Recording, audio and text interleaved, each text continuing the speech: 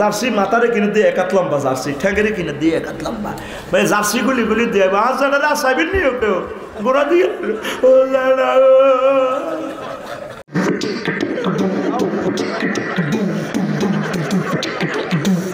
আসেনি না নাই দিকে তাকান বড় লোকরা বিড়িটা ধরে কিন্তু এই গোড়ায় ধরে না ওরা মাথায় ধরে এইভাবে টানে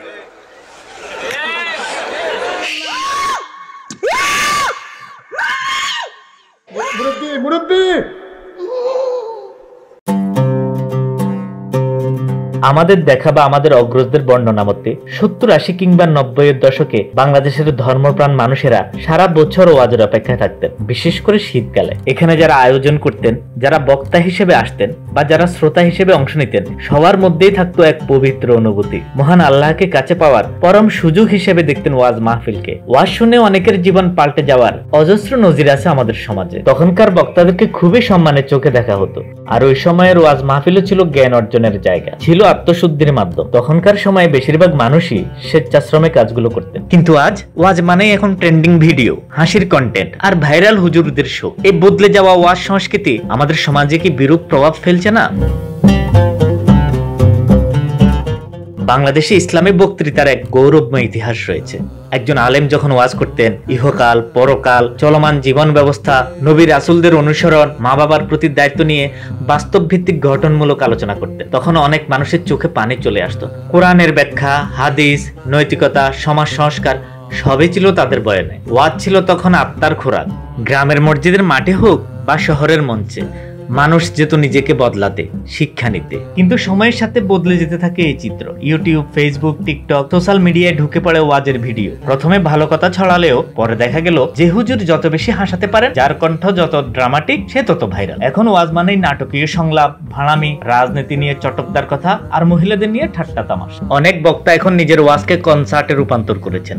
রাস্তা দিয়া যাই রে যুবক, রাস্তা দিয়া যায় পদার যুবক মিয়া দেখলে কুতকুতাইয়া চায়, যুবক কুতকুতাইয়া চায়, চায় শুধু তোমাকেই চায়, আর কিছু জীবনে পাইবা না।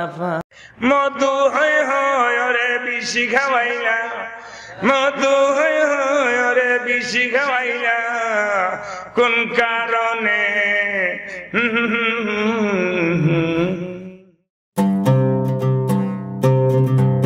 হাজার হাজার লোক জমছে, তারা হাসছে, হাততালি দিচ্ছে। আয়োজকরাও ভাইরাল হুজুরের শিডিউল নিতে ব্যস্ত, কিন্তু কোরআন সুন্নাহর আলো কোথায়? কিছু বক্তা এখন জেনে শুনেই কৌতুক, গল্প, নাটক ঢুকিয়ে ধর্মের আসরকে ইউটিউব কন্টেন্টের মঞ্চ বানিয়ে ফেলেছেন। মাহফিল এখন যেন রিয়েলিটি শো। প্রশ্ন হলো, এই বিনোদনমূলক ওয়াজ কি সমাজের ইতিবাচক প্রভাব ফেলছে, নাকি ধর্মের চর্চাকে হালকা করে দিচ্ছে? তরুণরা ধর্ম শিখছে হাসির মাধ্যমে, কিন্তু তারা কি জানছে নামাজের গুরুত্ব, সততার কথা, নারী অধিকার বা সাম্যতার শিক্ষা? নতুন প্রজন্ম ভাবছে হুজুর মানে হাসির মানুষ, ওয়াজ মানে ভাইরাল ক্লিপ।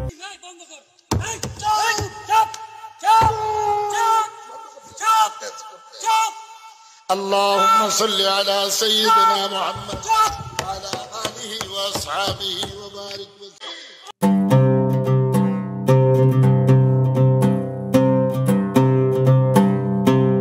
এভাবে চলতে থাকলে ধর্মীয় আলোচনা বিশ্বাসযোগ্যতা হারাবে এবং এটা আমাদের জন্য ভয়ঙ্কর। এরই মধ্যে এর প্রভাব পরিলক্ষিত হচ্ছে। আগে যখন মানুষের ধর্মীয় অনুভূতি ছিল গভীর, তখন দান অনুদানের জন্য কাউকে জোর করা লাগতো না। যে যার সাধ্য অনুযায়ী ধর্মীয় কাজ মনে করে বা পরকালের শান্তির আশায় খরচ করতেন।